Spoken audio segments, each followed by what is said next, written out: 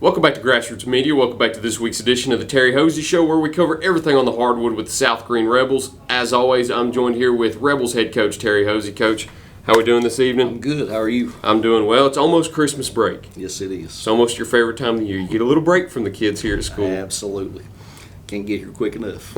I think you've got, well, I guess at the time of this being recorded, you've got about a day and a half left. Absolutely. But at the time that this is released, whoever's watching this, hey, you're on Christmas break. I'm on Christmas break, having a good time. So as soon as this is released, everybody should be on Christmas break right now. What a time it'll be. But got a little bit of basketball to talk about in the meantime. We talked about it last week. You were going on possibly your toughest stretch during your schedule with Hampton and University High back-to-back. Playing both of those teams. Hampton, of course, we talked about being the 1A defending state champions. University High being the team to beat them in the district and regional championship that also went to the Final Four. Hampton jumping into your conference now. They lost that first game against Chucky Doak. They rebounded with a win against you guys. Talk about that game and take me through it. They're good. Knew they were good. And for Chucky Doak to beat them says a lot about Chucky Doak, too. I know Chucky Doak's got a good basketball team, but Hampton's well coached.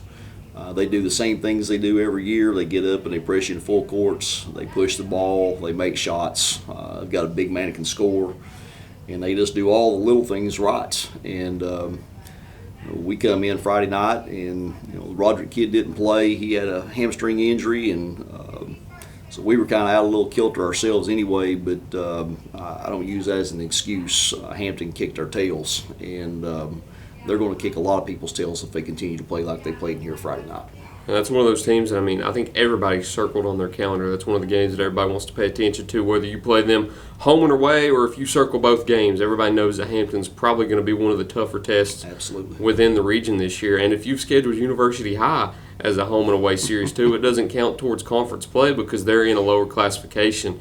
But you always know that's going to be one of the tougher teams you play on your schedule, especially this year too. Man, they're athletic. They are good. They are very good. That's Coach Rice. We were joking back and forth last night before the game started, and he said, how about let's just have a dunk contest, me and you go eat. And I said, I'll take that right now. And they're very good. They're not real big. They've got a couple of kids, 6'2", 6'3", and the rest of them are actually fairly small. But man, they can push the ball up the court, and they all shoot it really well. And they didn't miss very many shots last night. If they were open, they knocked them down. And they're going to be good. I'd hate to have to play them for a chance to go to the state tournament, I can tell you that. So I told him last night I look forward to watching them in the postseason. I think they've got a legitimate shot of winning the state championship. I do too.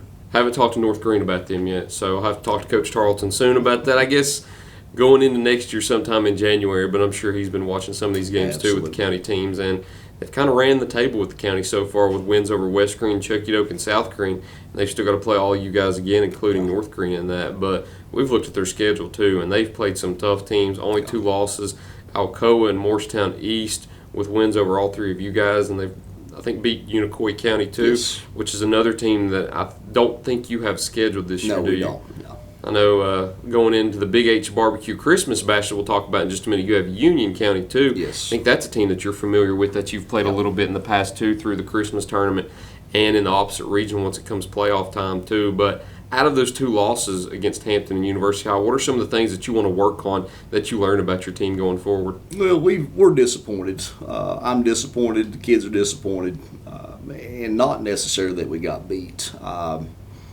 We all feel like we just haven't played very well the last couple of nights, and that's not taking away anything from those 2 teams, not trying to, because they're both very good. But for some reason, the last couple of nights, we just haven't been very competitive, and I don't know if the kids have gotten complacent. But we've got to get better defensively. We're giving up too many points. We gave up 75 last night to University High. And it's hard to win games like that. So we've got to do a lot better job on the defensive ends. Teams are starting to figure us out a little bit, and they took their best defender last night and stuck on Cooper Kelly, and Cooper struggled last night. So we're going to have to look at some different options of things we do. obviously Friday night with Jason not lined up, it takes a 6'5" guard out of the playbook. So we were limited in some of the things that we can do. But that's been said, I feel like we're still a good basketball team. Absolutely. I feel like we're going to bounce back off this, and we're going to get going again here at some point. Hopefully, it's sooner than later. The good news is, if last year's any indication of how this year's going to go, you heated up this time last year. Granger was the game that turned your season around last year whenever you were able to win that one at home pretty big. And then you went into the Big H Barbecue Christmas Bash and you won the whole thing. Yes. Well, guess what? Those two games are the two that you'll have next too. We'll go ahead and preview those in just a second. Got to get a few commercials in there first, so we'll be right back here on Grassroots Media. Pizza, pancakes, or donuts, the Davy Crockett Travel Center in Baileyton has the cure for all your cravings. While you're there, shop our general store for souvenirs, gifts, and cellular accessories. In a hurry, grab a cold drink and a hot dog to go. Check us out on Facebook and come to Baileyton. At Corner Pond, the friendly and knowledgeable staff has the experience necessary to help you out regardless the need. Have an item of value you'd like to pawn or sell? Corner Pond can help. They pawn numerous items of value, including firearms, tools, ammunition, silver, coins, and much more. When you walk through their doors, you'll find well-stocked shelves full of electronics, gaming systems, fishing and hunting equipment, car audio and accessories. And don't forget about the room full of guitars and basses and amplifiers, or their outside lawn and garden equipment. Corner Pond is a case knife dealer and carries numerous used knives as well. Stop by and let the friendly staff at Corner Pond help you today at 432 East Bernard Avenue, Greeneville, Tennessee. Welcome back to Grassroots Media, and welcome back to this week's edition of the Terry Hoese Show, where we cover everything on the court with the South Greene Rebel basketball team. As always, I'm joined here with head coach Terry Hoese. So we mentioned it right before the break. Last year, this was around the time that you guys started to turn around a lot, that game against Granger, and then going into the Big H Barbecue Christmas Bash, which you won last year after defeating West Greene in the final. You've got those two back-to-back this year. I don't think they were back-to-back last year with how you scheduled it, but you've got Granger this time on the road to start out the season series. Talk about what you expect when you drive down there to Rutledge to play tomorrow night. It's a tough place to play. Good atmosphere. Their people show up to support. The student section is very good and very intimidating. They're on the floor most of the time, and it's a good place. If that were your home court, it'd be awesome. We look back. We won here last year by about 30. And then traveled down there later when we were playing well and got beat. So it is a lot of difference in playing at home and playing down there. So he'll have them ready to play. I think they're kind of struggling a little bit, but they'll be ready to play. And they always have kids can shoot it. They always have a couple of big kids that beat and bang around down the paint. So we'll have to go prepared, ready to play. I'm always impressed with Granger's gym too, because they do a very good job. I don't know how to put this, but you go around and you know the former players, you know the culture that they have because they have the banners of their state tournament teams. They have the retired numbers. They just retired a girls number, I think, last week that'll be up there. That'll be new. They've got some of the old football teams, some of the cross-country athletes that have went on to do this and that. It's pretty cool because when you walk in there, you know the athletes that have made a difference to the school, and I like how they do that up there, and credit to them for that. Absolutely. Baseball's been huge, baseball and softball, but they have some kids that are in the major leagues, and they do a really good job with that athletic program, and that goes all the way back to the old Rutledge. Even when it was Rutledge High School, they always had a lot of kids that went on and done good things. So there's a lot of culture there. There's a lot of pride down there, and they'll be ready to go.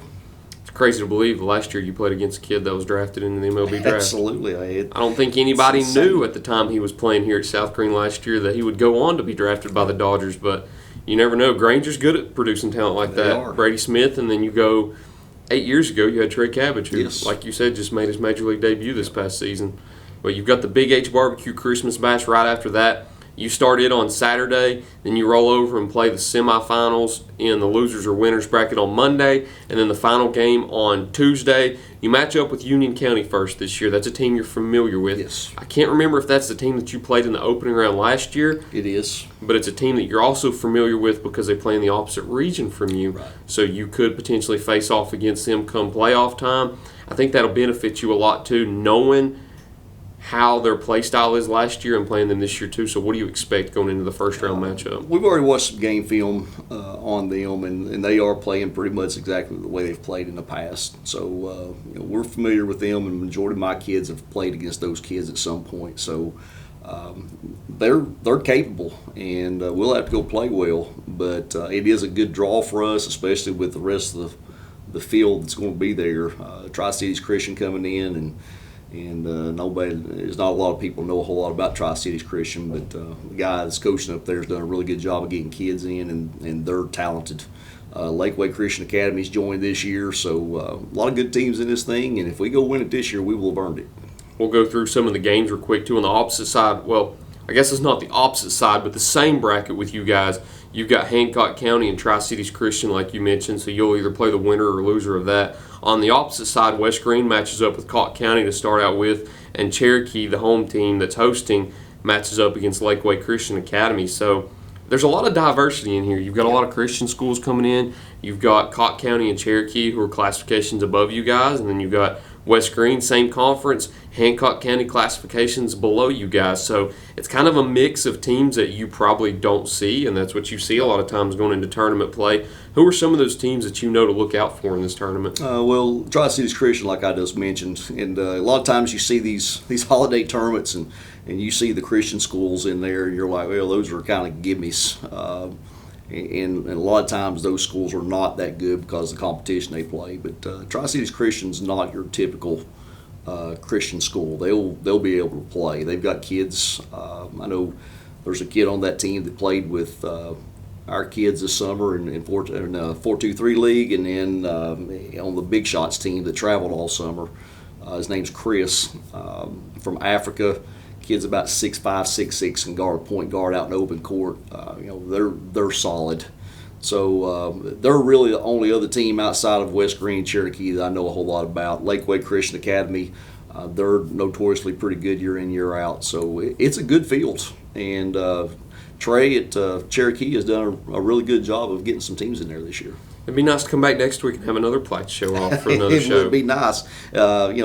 For more than one reason. Right now we're kind of down in the dumps a little bit. Not been playing well, so it'd be nice to get back to playing well right here. Well, Christmas break is, like I said, it's that time that you heated up last year, and it's kind of the midway point through the season because you rack up so many games throughout November and December with the Thanksgiving tournaments, the Christmas tournaments, the Hall of Fame games, and then the very few home and away series that you have in your non-conference schedule. You really don't realize how many games you rack up in such a short amount of time. Absolutely. We've played, we're 8-3 now, so we've played 11 games here in a little over a month. So it goes quick.